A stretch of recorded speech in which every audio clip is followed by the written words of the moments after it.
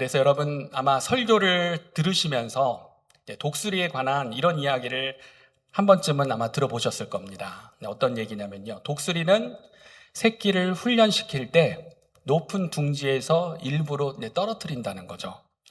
그런데 이제 그렇게 떨어지던 새끼가 땅에 막 떨어져서 이제 막 닿아서 이제 죽게 될 그런 상황 가운데 갔을 때 옆에 날고 있던 이 부모 독수리가요, 빠르게 확 날아가지고 등으로 새끼를 받아가지고 다시 하늘로 올려준다는 거.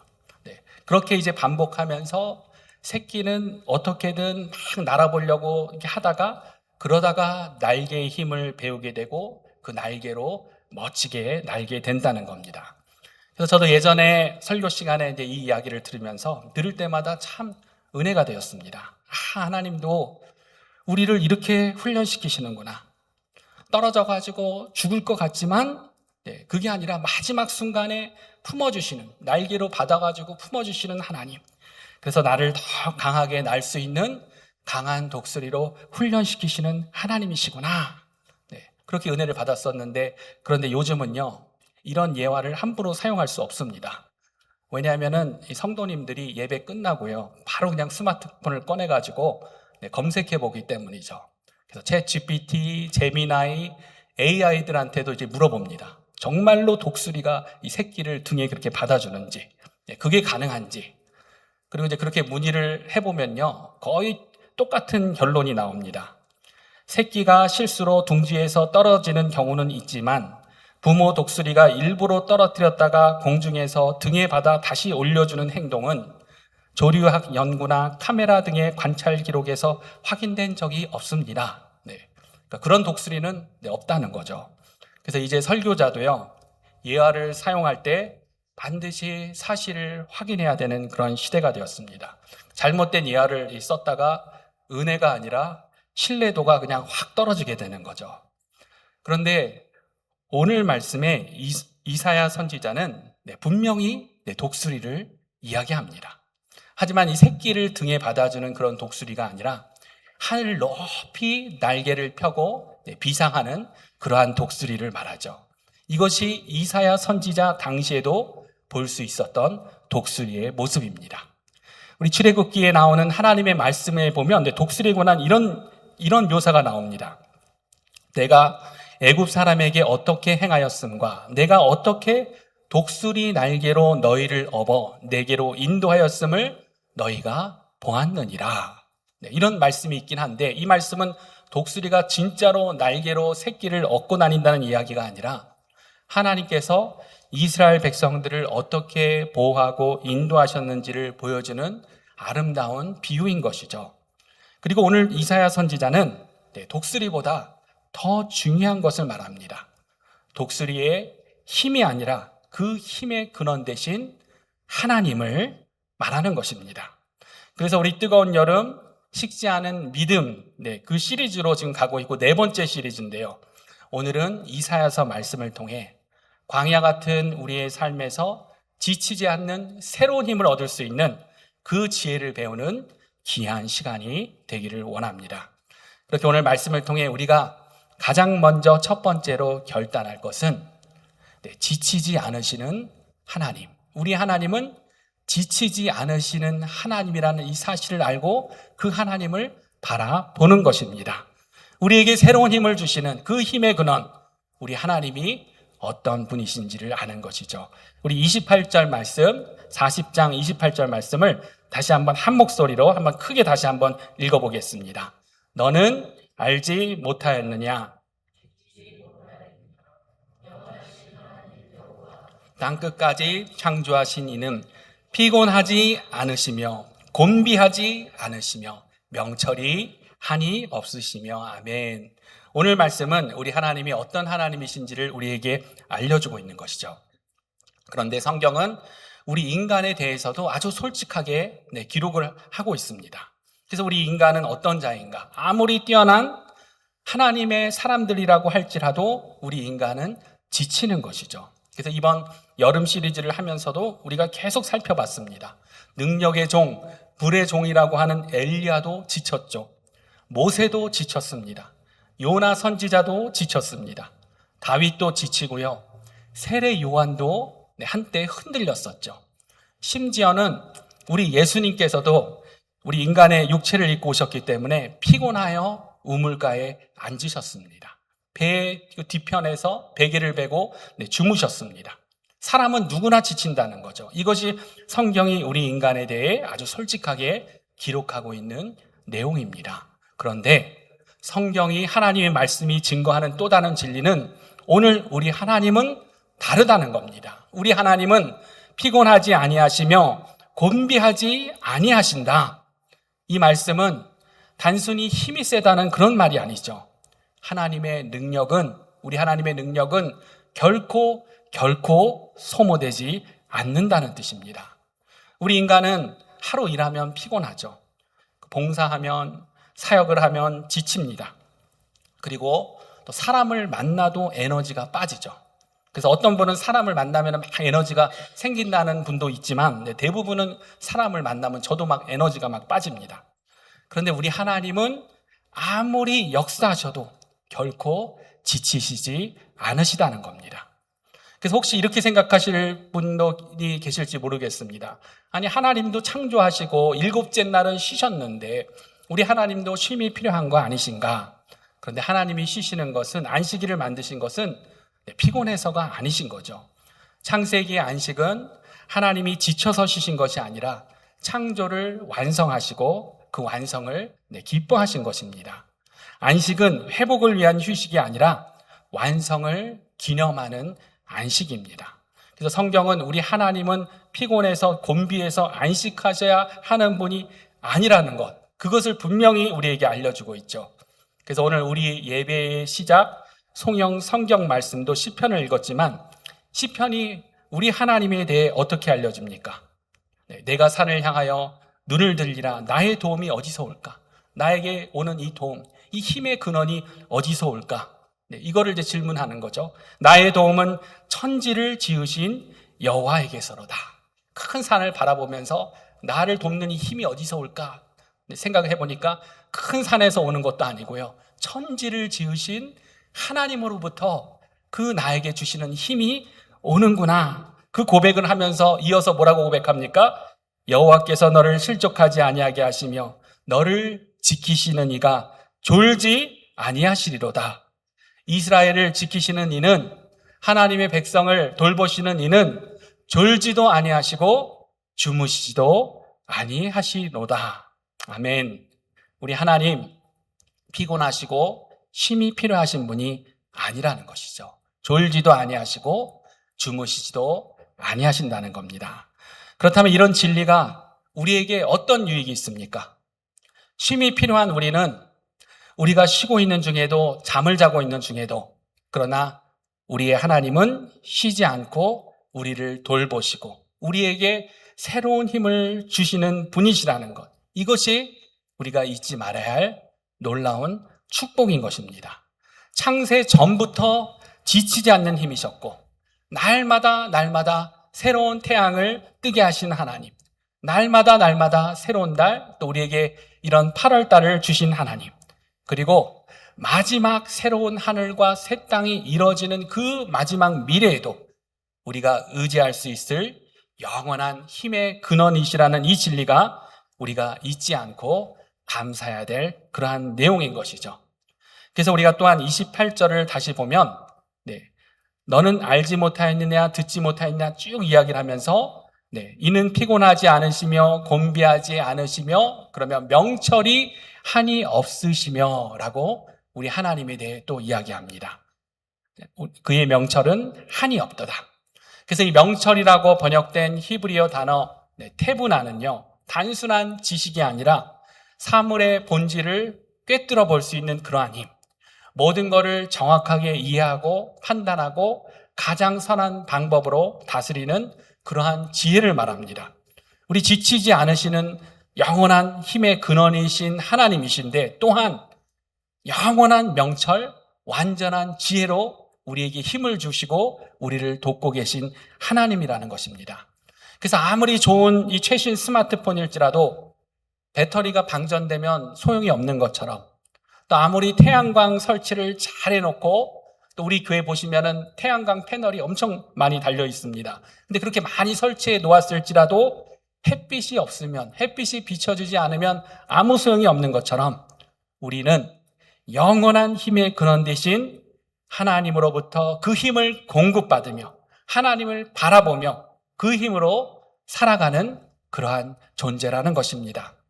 그런데 오늘 29절에 보면 우리 하나님께서 주시는 그런 힘에 대해서 또한 이러한 내용도 나옵니다. 29절에 보니까 피곤한 자에게는 능력을 주시며 무능한 자에게는 힘을 더하시나니 이렇게 되어 있는데, 피곤한 자에게 주시는 그 능력이나 무능한 자에게 주신다는 힘이나 이게 다 똑같은 얘기 아닌가 할 수 있는데, 원어의 뜻을 보면요 우리가 더 의미를 부여할 수 있습니다.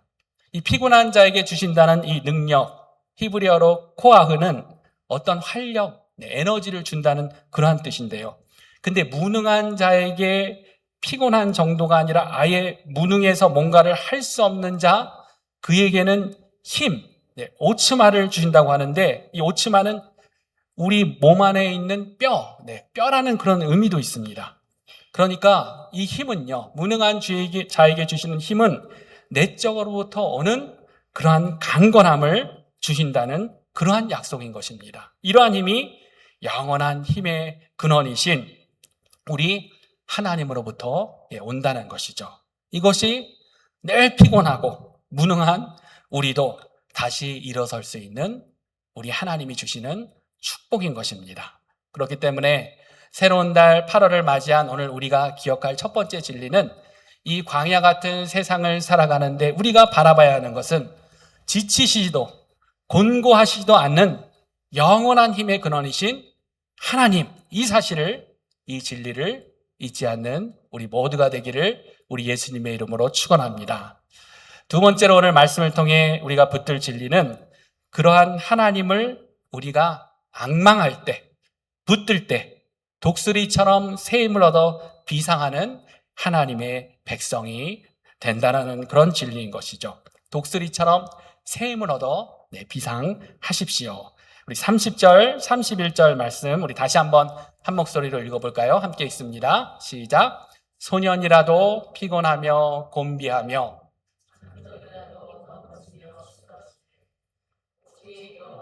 앙망하는 자는 새 힘을 얻으리니 독수리가 날개치며 올라감 같을 것이요 다른 박질하여도 곤비하지 아니하겠고 걸어가도 피곤하지 아니하리로다. 아멘. 말씀을 보니까 소년도 피곤하죠. 젊은이 소년도 피곤합니다. 장정도 넘어집니다. 우리의 젊음도 한계가 있습니다. 체력도 결국 바닥이 납니다. 그러나 이 말씀은요, 나이와 젊음에 상관없는 전혀 다른 힘을 보여주는 거죠. 그 힘이 어떻게 온다고 합니까? 오직 여호와를 앙망하는 자는 새 힘을 얻으리니. 아멘. 그래서 중요한 단어가 앙망이라는 건데요. 우리 한국말이 좀 너무 어렵죠. 그래서 1.5세, 여기 계신 1.5세 분들은 아마 더 모를 겁니다. 앤디 형제님, 앤디 전도사님은 앙망 잘 모를 겁니다. 그리고 우리가 나는 당신을 앙망합니다. 이런 표현 잘 안 쓰죠. 그래서 우리가 잘 사용하지 않는 그런 단어입니다. 그래서 영어 성경 NIV를 보니까요, 이 앙망이라는 단어를 hope, 소망한다, 그렇게 번역을 했고요. 킹 제임스 버전은 앙망을 wait, 기다리다라는 그러한 단어를 사용을 했습니다. 그런데 이 히브리어로 이 앙망이라는 이 원어를 보면요, 카바, 그래서 이 뜻은요, 줄을 꽈가지고요, 하나로 묶는 것, 끈기 있게 기다리는 것, 소망하다, 의지하다라는 그런 뜻을 갖고 있는 것이 앙망, 카바라는 단어입니다. 그러니까 이 앙망하다는 것은 하나님께 우리의 삶을 단단하게 연결시키는 것입니다. 그래서 이사야 시대를 생각해 보면 아수르가 세계를 정복하던 시대였죠. 유다는 히스기야 왕은 막 두려움에 떨던 그런 때였습니다. 그리고 사람들은 하나님보다 강대국을 더 의지했었죠. 어떤 정치적인 힘, 군사력이 답이라고 생각하던 그런 시대였던 겁니다. 그러나 하나님께서는 이사야 선지자를 통해 말씀하시는 겁니다. 강대국이 아니라, 어떤 정치적인 힘이 아니라 군사력이 아니라 나를 앙망해라. 나를 바라봐라. 나하고 단단히 연결되어라. 그럴 때 너의 힘이 아니라 나의 힘, 새로운 힘, 더 놀라운 힘을 얻게 될 것이다. 이 말씀을 지금 이사야 선지자를 통해 우리에게 주시는 것입니다. 그래서 제가 어린 시절에 추천도서로 읽었던 책 중에 갈매기의 꿈이라는 그런 책이 있었습니다. 전 세계적으로 6천만 부 넘게 팔렸다고 하니까 여기 계신 분들 중에서도 이 갈매기의 꿈 아마 읽어보신 분들 계실 것 같은데요. 그 책에 보면은 조나단이라는 이름하는 이 갈매기가 등장하는데 그냥 평범한 갈매기가 아닙니다. 다른 갈매기처럼 막 먹이를 쫓고 이러는 삶을 거부하고요. 더 높게, 더 빠르게, 더 멀리 나는 법을 계속해서 훈련하는 그러한 갈매기입니다. 그래서 결국은 이 갈매기가, 이 조나단이 다른 갈매기가 도달하지 못한 그러한 경지에 올라가 가지고요. 그래서 이제 후배 갈매기들을 양성하는 그런 존재가 된다는 그런 이야기인데요. 결국 담겨있는 메시지는 뭐냐면요. 네가 노력하면 된다. 네가 너의 상황을 초월하면 된다. 그래서 요즘 우리 아이들이 보는 디즈니나 어떤 그런 애니메이션에도 반복적으로 등장하는 그런 메시지죠. 전형적인 자기 개발 이야기. 너는 할 수 있다. 너의 잠재된 그러한 능력을 개발하라. 그런데 우리의 믿음은 그렇지 않습니다. 우리가 믿고 있는 신앙은 그런 신앙이 아닙니다. 우리에게 주시는 하나님의 말씀, 또 오늘 이사야를 통한 하나님께서 주시는 메시지도 그런 메시지가 아니죠. 우리에게 주시는 메시지, 독수리처럼 우리가 날 수 있는 힘은 우리 안에서 나오는 것이 아니라 오직 하나님께서 온다는 겁니다.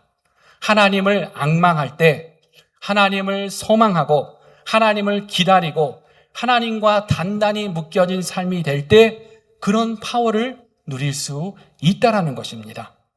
제가 LA에 살 때 저희 교회 사택 옆에 큰 나무에 매 둥지가 있었습니다. 그래서 이 매들이 나는 모습을 가까이서 이렇게 늘 지켜볼 수 있었습니다. 근데 참새들, 이런 새들이 나는 거 보면은 그냥 방정맞게 날갯짓 하면서 그렇게 날아다니죠. 그런데 매하고 독수리는 다릅니다. 처음에는 힘껏 날개를 이렇게 치지만 그러나 어느 순간 이 상승 기류를 만나면요, 날개를 활짝 펴고 바람을 타고 거의 날갯짓 없이 하늘 꼭대기에서 유유히 하늘을 활공하고 있는 겁니다. 근데 이사야 선지자가 본 것도 바로 이런 독수리의 모습이죠. 어떤 정치적인 힘, 군사력이 답이라고 생각하던 이스라엘 백성들에게 강대국이 아니라 나를 앙망하여라. 나를 바라보아라. 나하고 연결되어라. 그럴 때 너의 힘이 아니라 나의 힘, 새로운 힘, 더 놀라운 힘을 얻게 될 것이다. 이 메시지를 전하고 있는 것입니다. 근데 우리도 그렇습니다. 하나님을 앙망하는 사람은, 하나님과 묶여진 삶을 살아가는 사람은 자기 힘으로만 버티는 사람이 아니라 하나님이 주시는 바람을 타는 사람이라는 것입니다. 여러분, 이런 독수리 날개치는 것처럼 솟는 힘, 하나님의 힘으로 하늘을 유유히 활공하는 것 같은 그런 경험을 해보신 적이 있으십니까? 오늘 말씀을 보면 이런 힘은 특별히 나이와 젊음과도 상관이 없다라고 하는 것이죠. 소년이라도 피곤하고 곤비하고 장적이라도 넘어지며 쓰러지네. 소년도 장정도 다 피곤하고 쓰러지는데 나이와 젊음과 상관없이 이 힘은 여호와를 앙망하는 자, 소망하고 기다리고 함께 묶여진 자에게 주시는 힘이라는 것입니다. 그래서 우리 모든 세대가 다 이런 힘과 은혜를 누려야 되겠지만 나이가 상관이 없다고 하니까 특별히 은퇴하신 분들, 은퇴하셔서 또 이곳에 오신 분들 더욱더 하나님을 앙망하심으로 말씀과 기도와 예배로 하나님과 더욱더 잘 연결되어서 독수리가 바람을 타고 활공하는 것처럼 날개를 펴고 그 바람의 힘, 하나님의 힘을 누리시는 하나님의 귀한 독수리들 되시기를 우리 주 예수님의 이름으로 축원합니다. 마지막으로 오늘 말씀을 통해 하나님 주시는 새로운 힘을 사모하는 우리가 또 알아야 될 결단할 내용은 끝까지 걸어가는 믿음으로 승리하는 것입니다. 우리의 신앙의 여정은 독수리처럼 높이 나는 순간도 중요하겠지만 더 중요한 우리의 신앙의 완성은 끝까지 걸어가는 데에 있다고 오늘 말씀이 또 알려주시는 것이죠. 31절 마지막 부분을 보면 오직 여호와를 앙망하는 자는 새 힘을 얻으리니 독수리가 날개치며 올라감 같을 것이요 다른 박질하여도 곤비하지 아니하겠고. 그러면서 마지막에 어떻게 되어 있습니까? 우리 함께 같이 읽어볼까요? 걸어가도 피곤하지 아니하리로다. 아멘. 그런데 우리가 이 순서를 잘 생각해 보면요, 독수리가 날개치며 올라가고 다른 박질하고 그리고 걸어가는 것, 순서가 조금 이상하지 않습니까? 순서가 거꾸로 갔습니다. 보통은 걷고 그 다음에 뛰고 그 다음에 날아야 되는 거잖아요. 그래서 우리 한국 속담에도 어떤 속담이 있습니까? 뛰는 놈 위에 나는 놈이 있다. 그러니까 뛰는 놈보다 나는 놈이 더 잘하고 더 뛰어나다는 거죠. 그런데 성경은 오늘 이사야서 말씀은 날고 뛰고 그리고 마지막에 걷는 게 나옵니다. 왜 이렇게 되어 있을까? 이런 질문. 이런 질문이 이제 큐티할 때 하는 질문이죠. 근데 이 질문에 대한 답을 잘 생각해 보면 우리 신앙에 날고 뛰고 하는 때도 분명히 있어야 되겠지만, 그러나 이사야가 강조하는 것은 치솟고 달리는 힘만이 아니라 가장 오래 지속될 수 있는 피곤하지 아니한 걷는 힘이 또한 중요하겠구나. 우리 신앙의 완성은 독수리처럼 높이 날았던 순간만이 아니라 열심히 죽을 힘을 향해 달려갔던 그 순간만이 아니라 끝까지 걸어가는 것, 그렇게 할 수 있는 힘이 너무나 중요하구나. 이 진리를 우리가 알게 되는 것입니다. 그런데 우리 주변에도 스스로 그렇게 말씀하시는 분도 있고 그런 분들 많이 있죠. 이렇게 얘기하시는 분들, 내가 예전에는 정말 뜨거웠었는데, 내가 뭐 청년부 때, 청년부 회장 때는 진짜 열심히 했었는데, 내가 한국에서 신앙생활 할 때는 80년대, 90년대 신앙생활 하던 때는, 그리고 또 이곳 미국에 와가지고 이민 초창기에 내가 신앙생활 할 때는, 내가 교회를 섬길 때는, 과거를 이야기하시는 분들이 있습니다. 한때 독수리처럼 날았다가 근데 지금은 다 쉬고 있다는 거죠. 그런데 엘리야도 그렇습니다. 엘리야도 어떻습니까? 갈멜산에서 막 불이 내려오고 바알 아세라 선지자 850명을 물리치면서 엄청난 대승을 거두잖아요. 그리고 성경에 보면 어떤 내용이 나오냐면요, 엘리야가 이 허리띠를 동여매고 막 달려가는 그런 장면이 나옵니다. 아합 왕의 병거보다 더 빨리 달려가는 장면. 그런데 그렇게 쉬지 않고 달려가다가 어떻게 됐습니까? 번아웃이 왔죠. 로뎀나무 아래에서 하나님 차라리 죽여주십시오. 이게 성경이 숨기지 않고 보여주는 그런 엘리야의 모습이었던 거죠. 독수리처럼 한때 하늘을 높이 날던 사람도 어느 순간 땅에 주저앉아 고개를 떨굴 수 있습니다. 힘있게 달리던 사람도 로뎀나무 아래 쓰러져 누워가지고 죽기를 구할 수도 있습니다. 그러나 하나님께서 정말 주시고 싶어 하시는 힘은 걸어가도 피곤하지 않는 힘입니다. 이 힘은 오늘도 말씀을 붙드는 힘, 오늘도 기도하는 그러한 힘, 오늘도 예배를 포기하지 않는 힘, 오늘도 예배 가운데 그 모든 말씀 가운데 은혜로 더욱더 나아가자 하는 그러한 힘인 것이죠.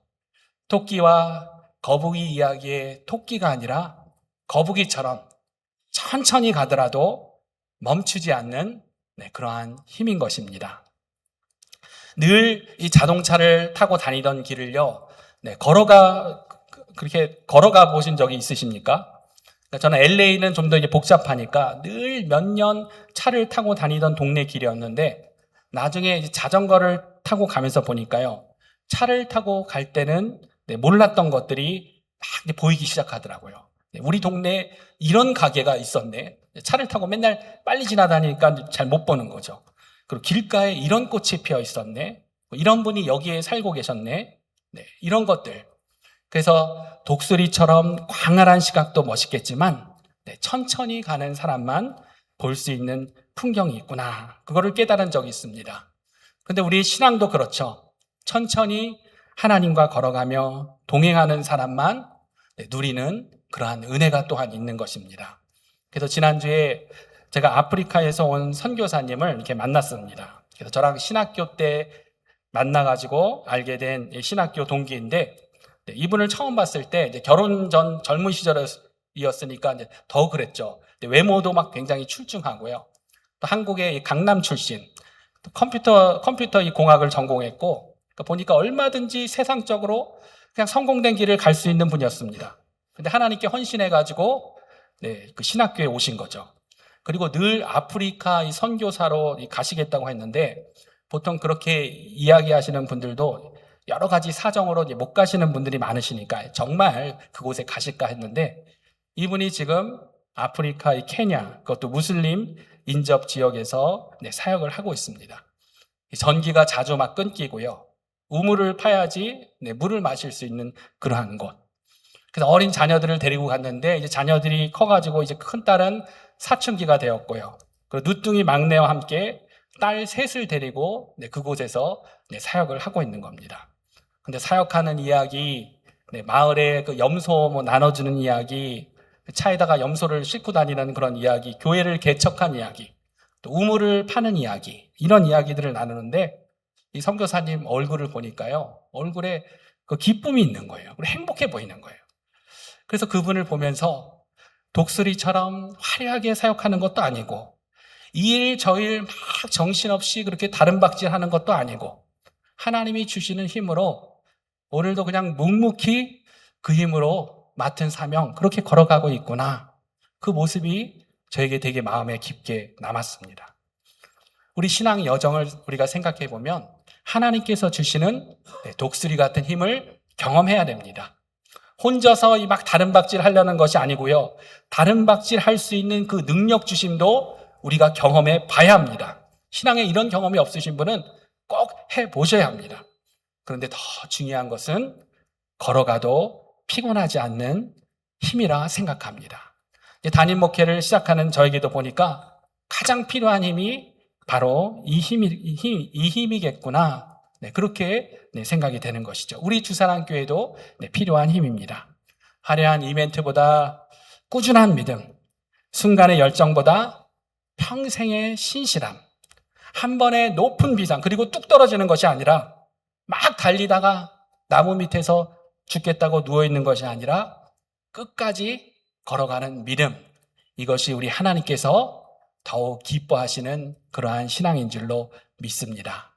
그래서 우리 뜨거운 여름이지만 우리의 믿음은 식지 않기를 바랍니다. 더 뜨거운 그러한 믿음이 되기를 바랍니다. 지치지 않으시는 하나님을 바라보십시오. 하나님을 앙망하며 독수리처럼 샘을 얻으십시오. 그리고 무엇보다 끝까지 걸어가는 믿음으로 승리하는 하나님 백성 되시기를 우리 주 예수님의 이름으로 축원합니다. 광야 같은 세상 속에 주의 빛이 비추네. 상한 마음 주의 손이 사랑으로 감싸네. 이곳은 주 사랑의 교회, 예수의 이름으로 세워진 곳. 구원과 복음의 능력안에 치유와 회복이 넘치네. 물속에 씨를 뿌려 기쁨으로 거두리. 주의 은혜 강물 되어 우리 삶을 적시네. 이곳은 주 사랑의 교회, 예수